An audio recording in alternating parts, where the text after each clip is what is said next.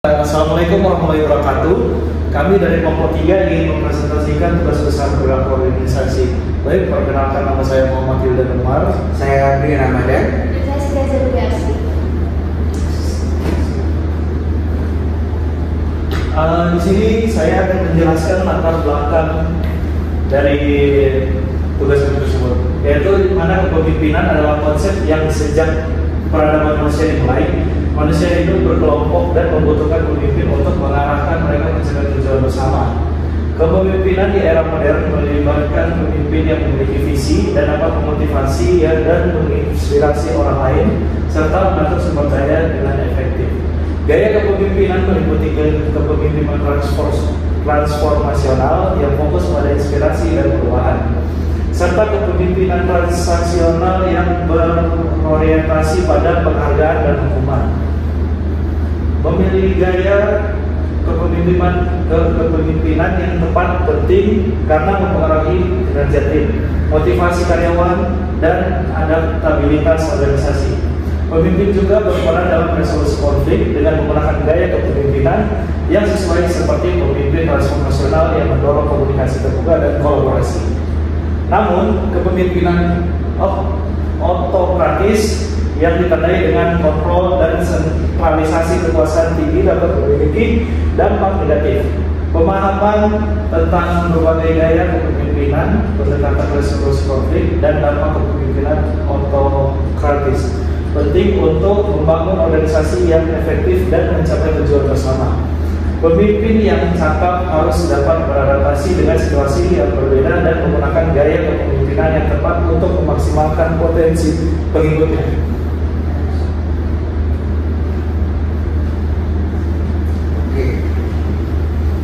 Selanjutnya ada dasar teori. Dasar teori yang pertama itu ada leadership. Leadership atau kepemimpinan merupakan kemampuan mempengaruhi kelompok untuk mencapai visi atau tujuan. Pemimpin bisa berasal dari kelompok atau ditunjuk secara formal. Kepemimpinan tanpa sanksi formal sama pentingnya dengan posisi formal. Organisasi perlu kepemimpinan dan manajemen yang kuat. Pemimpin menciptakan visi dan menginspirasi, sedangkan manajer merumuskan rencana dan mengawasi operasi. Selanjutnya yang kedua ada resolusi konflik. Resolusi konflik adalah proses formal atau informal untuk menyelesaikan perselisihan secara damai. Konflik dapat menyebabkan lingkungan kerja yang tidak harmonis dan mempengaruhi kinerja dan kepuasan karyawan. Konflik bisa terjadi antara rekan kerja, manajer dan anggota tim, atau klien dan penyedia layanan. Penyelesaian konflik yang adil dan damai menghasilkan pembelajaran bagi pihak yang terlibat dan pemimpin dalam menghadapi masalah di masa depan. Resolusi konflik dari seorang pemimpin. Manajemen membutuhkan kemampuan menangani tekanan dan tanggung jawab yang besar. Penyelesaian konflik penting untuk mempertahankan kemajuan. Pemimpin objektif dan berempati dapat membimbing karyawan untuk menemukan solusi dan membangun kembali keharmonisan. Pelatihan manajemen dan resolusi konflik membantu mengurangi dampak perselisihan terhadap tim. Setelah menyelesaikan konflik, pihak yang berselisih dapat berfokus pada tujuan dari sebuah organisasi tersebut. Next. Oke, selanjutnya yang ketiga ada kepemimpinan otokratis. Kepemimpinan otokratis adalah gaya kepemimpinan di mana pemimpin memiliki kendali penuh atas pengikutnya. Pemimpin menetapkan semua aturan dan membuat semua keputusan tanpa konsultasi dengan pengikut. Pengikut diharapkan untuk mematuhi perintah pemimpin tanpa pertanyaan.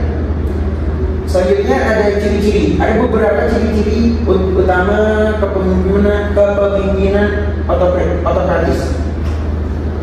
Yang pertama ada sentralisasi kekuasaan, komunikasi satu arah, penekanan pada kepatuhan, kontrol ketat, lingkungan kerja kaku. Selain itu, ada kelebihan dari seorang pemimpin otokratis. Yang pertama ada pengambilan keputusan yang cepat. Apa itu? Yaitu pemimpinan otokratis dapat membuat keputusan dengan cepat karena mereka tidak perlu berkonsultasi dengan orang lain. Yang kedua ada efisiensi. Dalam situasi tertentu, kepemimpinan otokratis dapat lebih efisien daripada gaya kepemimpinan lain. Yang ketiga, kejelasan ekspektasi. Pengikut mengetahui dengan jelas apa yang diharapkan dari mereka dalam kepemimpinan otokratis. hal ini dapat membantu mengurangi kebingungan dan meningkatkan produktivitas. Yang keempat, cocok untuk situasi kritis. Dalam situasi yang krisis, kepemimpinan otokratis dapat membantu untuk menstabilkan situasi dan mengambil tindakan yang cepat dan tegas. Selanjutnya ada kekurangan dari kepemimpinan otokratis. Yang pertama, ada kurangnya kreativitas dan inovasi. Pemimpin otokratis seringkali menekan kreativitas dan inovasi karena mereka tidak ingin pengikut menantang otoritas mereka. Hal ini dapat menghambat pertumbuhan dan perkembangan organisasi. Yang kedua, ada moral dan komitmen yang rendah. Artinya pengikut dalam kepemimpinan otokratis seringkali memiliki moral dan komitmen yang rendah karena mereka merasa tidak dihargai atau dihormati. Hal ini dapat menyebabkan produktivitas yang rendah dan turnover yang tinggi. Selanjutnya ada risiko penyalahgunaan kekuasaan, yaitu pemimpin otokratis berisiko menyalahgunakan kekuasaan mereka karena mereka tidak memiliki kontrol yang memadai. Selain itu ada kurangnya kepemimpinan, yaitu pengikut dalam kepemimpinan otokratis tidak memiliki kesempatan untuk mengembang keterampilan kepemimpinan mereka sendiri. Selanjutnya yang keempat ada gaya kepemimpinan. Gaya kepemimpinan ada dua, yaitu transaksional dan transformasional. Gaya kepemimpinan merupakan pola perilaku yang ditunjukkan oleh seorang pemimpin dalam mempengaruhi dan memotivasi anggotanya untuk mencapai sebuah tujuan. Dua gaya kepemimpinan yang umum dibahas adalah kepemimpinan transaksional dan gaya kepemimpinan transformasional. Gaya kepemimpinan transaksional adalah pemimpin yang berfokus pada pertukaran antara pemimpin dengan pengikutnya. Pemimpin jenis ini memotivasi pengikut dengan memberikan imbalan untuk kinerja yang baik dan hukuman untuk kinerja yang buruk. Mereka juga menekan kepatuhan terhadap aturan dan ekspektasi yang jelas. Pemimpin transaksional dapat memainkan peran penting dalam organisasi dengan menyediakan struktur, arahan, dan motivasi. Namun, penting bagi pemimpin untuk menyeimbangkan gaya kepemimpinan transaksional dengan gaya kepemimpinan lain, seperti kepemimpinan transformasional untuk menciptakan lingkungan kerja yang positif dan produktif, di mana pengikut merasa termotivasi untuk mencapai tujuan bersama. Selain itu, ada gaya kepemimpinan transformasional, yaitu kepemimpinan yang berfokus pada visi dan inspirasi. Pemimpin transformasional memotivasi pengikut untuk mencapai tujuan yang lebih tinggi dan melampaui ekspektasi. Mereka mendorong pengikut untuk mengembangkan diri dan mencapai potensi penuh mereka. Kepemimpinan transformasional adalah gaya kepemimpinan yang kuat yang dapat membantu organisasi untuk mencapai tujuan yang luar biasa. Namun, penting bagi pemimpin untuk menyadari keterbatasan gaya kepemimpinan ini dan menggunakannya dengan cara yang bertanggung jawab. Selanjutnya, dan di sini ada pemaparan kasus. Nah, kasus yang kami dapat yaitu ada seorang, yaitu namanya Adam itu seorang pemimpin baru di ASP, yaitu menggunakan gaya kepemimpinan otokratis dan tidak menerima masukan dari anggota timnya. Namun, ketika dihadapkan pada konflik antara dua anggota timnya, yaitu Taufik dan Hidayat, Adam menyadari pentingnya mengubah cara kepemimpinannya. Adam baru saja dipromosikan sebagai manajer pemasaran ASP dan bisa bertugas memimpin tim penjualan. Meskipun bergaya agresif, Adam telah berhasil mencapai target penjualan dalam beberapa tahun terakhir. Adam diberikan tugas untuk memimpin tim penjualan di negara bagian tengah dan membangun hubungan dengan pemerintah setempat. Dalam pertemuan dengan timnya, Adam menjelaskan rencana bisnis untuk 3 tahun ke depan. Namun beberapa anggota tim merasa tujuan Adam terlalu kuat dan tidak realistis. Meskipun demikian, Adam menjanjikan imbalan kepada timnya jika tujuan tercapai.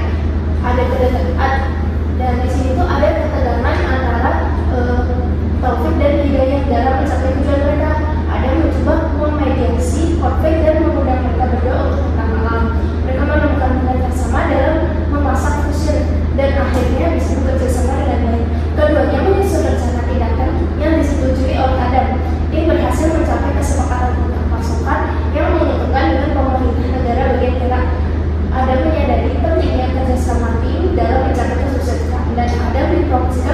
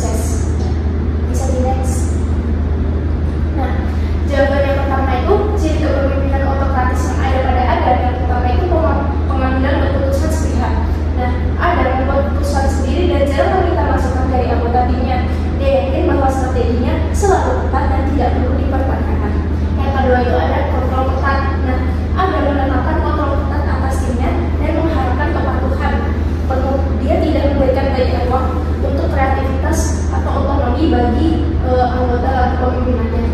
Kemudian di sini tuh ada kelebihannya. Kelebihannya itu yang pertama itu ketegasan dalam pengambilan keputusan.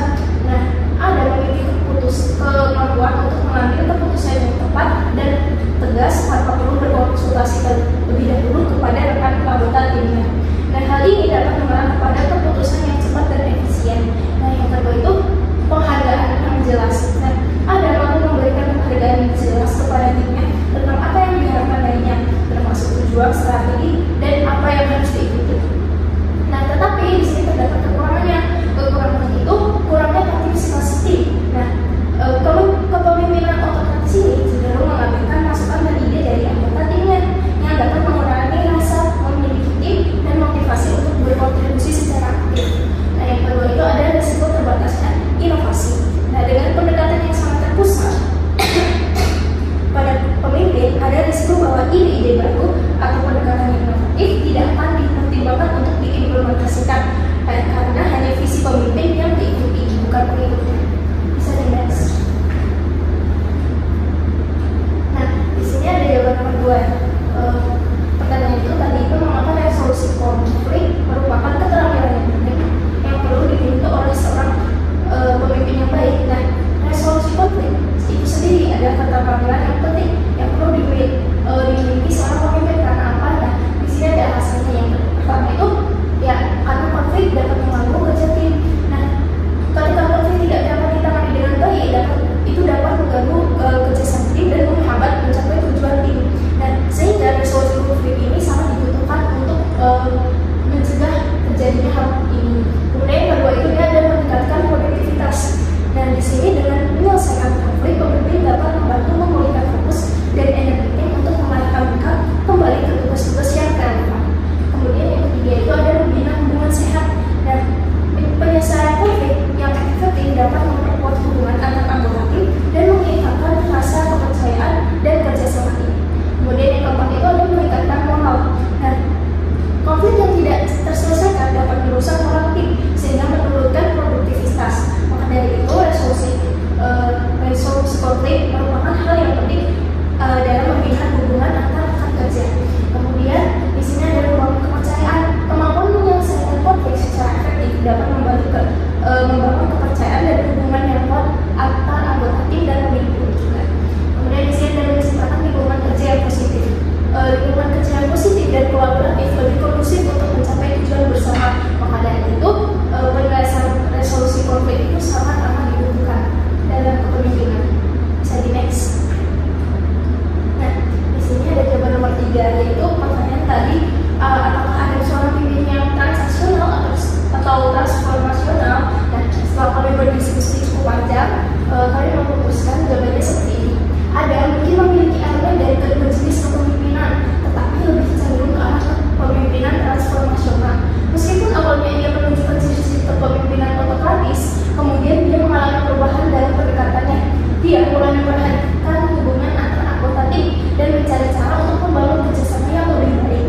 Nah, kemampuannya untuk menyelesaikan konflik ini dengan cara yang kreatif dan memperhatikan kebutuhan serta minat individu dalam tim menunjukkan sifat-sifat kepemimpinan transformasional. Sehingga kami simpulkan bahwa Adam ini memiliki bentuk kepemimpinan transformasional. Kemudian di sini ada jawaban nomor 4, yaitu pertanyaan tadi, apakah 3 faktor yang membuat tim Adam efektif dan sukses? Yang pertama ini terdapat kepemimpinan yang fleksibel.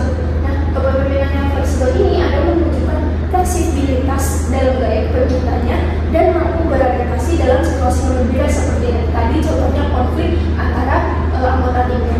Nah, yang kedua itu ada kerjasama tim yang kuat. Nah, Taufik dan Hidayat belajar untuk bekerja sama dan saling menghargai kekuatan masing-masing.